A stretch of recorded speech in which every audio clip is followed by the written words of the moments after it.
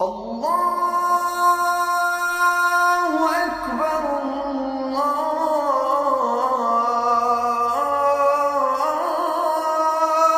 أكبر أشهد أن لا إله إلا الله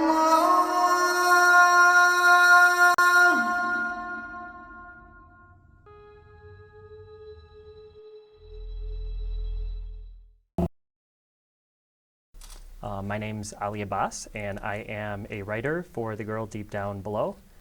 And I would love to tell you about halal in this country. It's very interesting. Halal has become very popular in pop culture. In fact, two of our biggest musical artists at the moment, Cardi B and Nicki Minaj, even rap about halal food. They throw it into their lyrics. And I think it's just because you have so many Muslims in New York, where all the halal carts are, and it's become such New York's like the international hub, that it's just impossible to not know what halal is anymore. Like if you're in New York and you're trying to catch food at like 2 p.m. on your way from one place to another, the only place to eat is a halal stand, and most of those carts are owned by Egyptian and Sudani Americans. Would you like to tell us something about this web series? Yes. So The Girl Deep Down Below is a science fiction horror web series. It has a mixture of drama and comedy and horror and science fiction.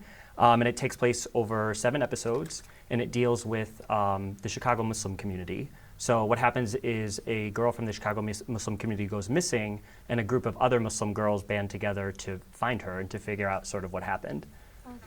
And so, what's this sci-fi and Muslim? I mean, would you explain this?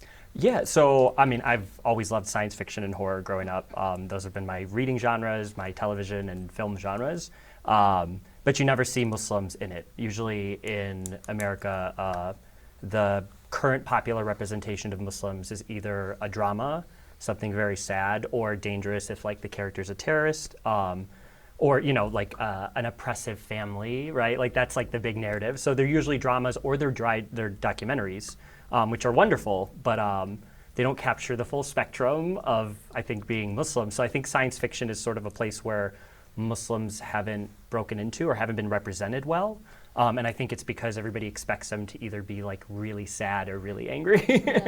And it plays very well because now in popular culture in America, there's been this surgence of people combining, like people of color, combining horror and science fiction to talk about their politics. I'm not sure if you heard about Get Out.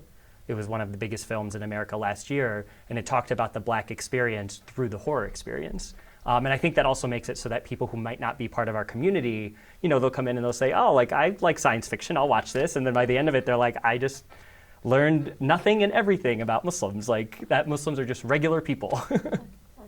And in your point of view, how Muslims are contributing to the United States? I mean, being a director, being a writer, how are you contributing to this society? Well, Muslims have contributed to America for a while, and they've been politicians, community leaders, entrepreneurs. I'm Lebanese American. 90% of my family started businesses in this country in the past 2 decades. So they've actually been in the country contributing a lot. It's just that nobody's really talked about it. And again, it's mainly because we've sort of been left out of popular culture. So you'll see like a lot of Muslim doctors, engineers, software developers, and those are all jobs which are amazing and they're great jobs and we need them and they contribute to society, but they don't give us any visibility. Just recently, I think we just had our first Muslim American news anchor, which is insane considering how many Muslim American journalists we've had in the past 100 years in this country. So we're making strides and we're contributing a lot, but we're still being left out of a couple of different spaces that are really important. Television is the thing we all consume in this country. It's where children are learning to read. So if you're not seeing Muslims there, then you don't know the millions of people that you're living with. And being in a showbiz, is it easy for a Muslim to make their place, or any challenges being a Muslim you feel that, yes, you have to face different challenges? Yeah, I think, again, going along with being left out of some of the aspects of like science fiction and horror, I pass as white a lot. So that sort of throws people off. I think they find me more approachable. But there have been times where I've noticed where if I send a script to a producer with just my name on it, I don't get a call back. But if I hand a script to a person and I physically show them who I am, I tend to get that person more engaged, which points to something very alarming if my name's Ali Abbas.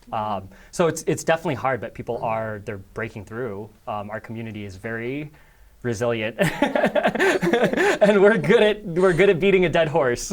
Okay. Do you get inspired by Muslims past? I mean, who inspires you? Which Muslims inspire me? Yeah.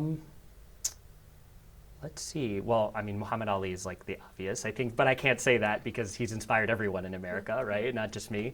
Let's see. Popular Muslims that inspire me. Wow. I know I can think of one. I'm drawing a blank. Wow.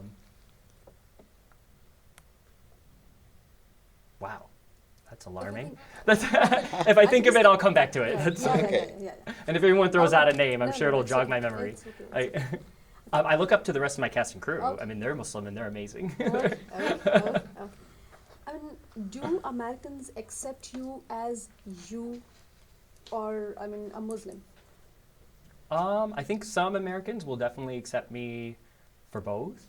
I think, again, with like presenting white to some Americans and they don't automatically assume I'm Muslim, I have noticed that there are times where someone will show or say something that I consider Islamophobic, but I don't think they hit it as hard as though if I was, a woman wearing hijab. They sort of do separate that. But again, there's a large segment of American society that's been taking the time to like learn about us and, find out who their neighbors are and who their doctors are and who's making their television. And but you do have those instances where people try to maybe forget that you're Muslim. Or if I've ever said like, hey, I think this aspect of your work might be offensive to Muslims or something like that. Like there will be that like, yeah, but you're not really Muslim. I think for some people it is they have to visibly see that you're Muslim. Again, for the most part, America, a lot of people are making great strides, long overdue strides. Okay. And being a writer or a director, I mean, what do you think your work is influencing the society? What sort of a change you want to bring in the society? I would like to see more Muslims working in my industry. One, because I would get more work. You know what I mean? Like if other Muslims are working and it becomes more normal, obviously that's great for me because then I can tell the stories I want to tell without having to be sad. But also just seeing other Muslims be successful. There we go, Riz Ahmed. I'm so glad you jogged my memory. Riz Ahmed is an amazing Muslim Iranian American, and he's British. Don't quote me on that. But he's been performing in America for a long time, and he's wonderful. And I think he's a great example. When I turn on the TV and I see him winning an award for a role in a murder mystery, I'm like, that's amazing. Like he got to perform the part and do what he was passionate about and be accepted for it, and not only be accepted but hailed for it, which is a nice feeling when people tell you you've done a good job, for the thing that you love to do. I think one of my major goals is to see more Muslims and more people taking risks to tell the stories and not feel, if you want to be a documentor, that's awesome and that's great. We need that. But if you want to write science fiction, write science fiction. If you want to act. We shouldn't be limited by American society or by our own community. And what do you think? I mean, after 2016 presidential election, do you think things has changed? I mean, after the Trump's ban on Muslim countries, there is this thing in the mind of Muslim community or the Muslim world that Muslims living in America, they are not treating good. I mean, they are not happy being here. So have you noticed anything or? Yeah, well, so there is a bit of truth to that. Obviously, the current administration hasn't been big fans of Muslims or haven't presented as though they're on our side. And as a minority in a country, that hurts. When you're singled out, that's the worst problem, right? Like when you're singled out and you're told you're a problem. So for some people, like the Pewitt Center did release a study that showed that hate crimes against Muslims did go up. But at the same time that happened, the counterculture to it was amazing. You did have a lot of outlets and people that were speaking up for Muslims, and Muslims are now being included de facto in conversations. So one of our issues we have is gun violence, and we've had a lot of young children, high school students, that have been rising up to sort of take this political cause, and they've automatically put it in their mind to invite Muslim speakers and people from the Muslim community, which, usually were an afterthought. But now I think a lot of people, since that negativity that came from the administration helped sort of usher in this new age where we're always on people's minds. I mean, if you type in MU in Google, it finishes Muslim. So it's created both a couple of dangers for Muslims in America, but at the same time, it's also created like a big fighting force, and especially because people in our community now are being more vocal and they're standing up and they're standing up for their rights, and they're affirming their rights. Good. And what's this American dream? I mean, according to Ali Abbas. So Ali Abbas would say the American dream crashed in 2008 with the economy. But since the recovery and since we've been putting the pieces back together, I think there's been a shift where the American dream used to be the nuclear family, where it was like, the 2.5 kids and the house, and now you have more women waiting to have children, right? Because they'd rather have careers. Not to say that careers are more fulfilling than children, but some might think so, right? But like the fact that that's becoming now more popular, and I think people are more focused on being happy and doing the thing they want to do rather than acquiring a mass amount of wealth. I mean, you still have a lot of people who just want to make a lot of money, but it's great that the American dream now is more incorporating a couple more like egalitarian ideas of like, I want to live in a community that has communal parks. Like, I don't think that it used to be the American dream. You wanted to like seclude and isolate yourself. And now it's more about community building and creating a space for yourself. And how do you see the future of Muslims in the United States? We're going to be all right. If you want to play that twice. Yeah, no, I really love that. I think Muslims in the United States, we have, unfortunately, a lot of work that's been thrown on our shoulders. But again, like Black Americans who've been here and started off, we don't have a slave history in America, which is very different. Again, like we're not the only people in this country that's ever had to fight to keep our place here. But the Muslims, I'm very proud, especially of my generation, and probably the one that's coming after it. You have more and more Muslims that are doing intersectional work and reaching out to other communities and building bridges, creating allies, and a lot of Muslims that I think during like around 9/11, you weren't able to stand up and say like, no, these are my rights. But now I think with my generation and the one after it, it's sort of embedded into us. It's a little bit of a feisty mentality, but I like it. Okay. I mean, mashallah, you're doing so well, and you are achieving your goals. But even then, I mean, have you ever thought that if you were born to another country, you could have been more privileged, you could have been more successful? Have you ever thought like this? Yeah. In fact, when I used to get angry at my mom, I used to scream and say, I wish I could be white. Because I knew that got under her skin. I think if I wasn't born Ali Abbas, and if I didn't have like visibly brown family, and if I didn't, it's not, I know Islam is a choice. You get to choose your religion, but there's a lot of cultural aspects that are embedded to all of us that I can't, I don't eat pork and I don't drink. You know what I mean? And there are some Muslims that they do drink, and that's not, I can't make a judgment call on that. But I think the fact that I sort of grew up in this culture that informs the way that I live, I think that if I grew up in, a typical white Christian American home, I wouldn't have to deal with those issues. But at the same time, I think those issues have informed my work. So I'm very blessed and happy to be raised in the family and the culture and the religion that I was. Okay.